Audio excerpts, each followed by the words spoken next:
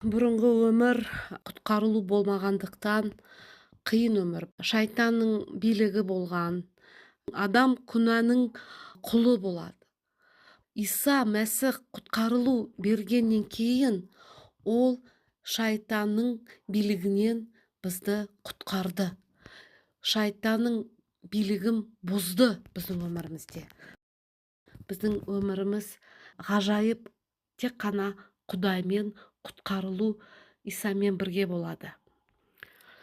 Күнә істер алдында шайтан ой береді.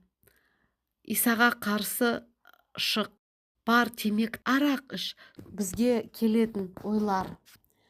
Мен сол ойлармен келіспесем, мен Исаны іздесем, құтқарушыны іздесем, онда Иса мені сол ойлардан шығарады. Ол құтқарушы.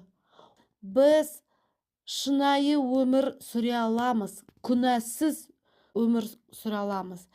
Иса өзінің билігін көрсетсе, күнә билігін бізге көрсете алмайды.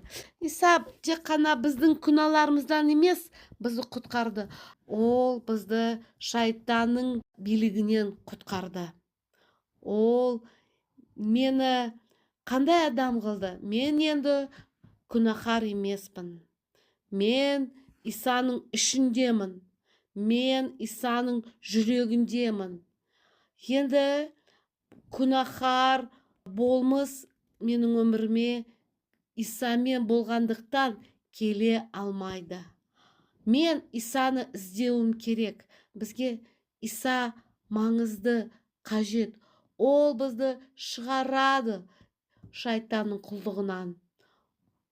Онда мен керемет өмір сүрем. Күнә істемеген адам болып өмір сүрем. Күнә менің үстімнен билігін көрсете алмайды. Аумин.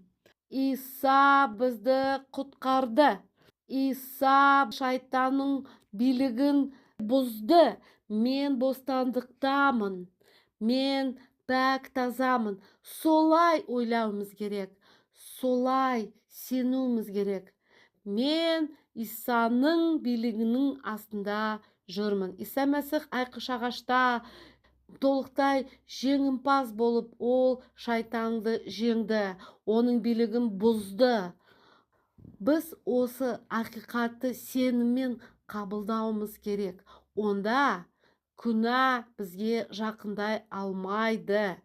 Біз жаңа өмір сүреміз.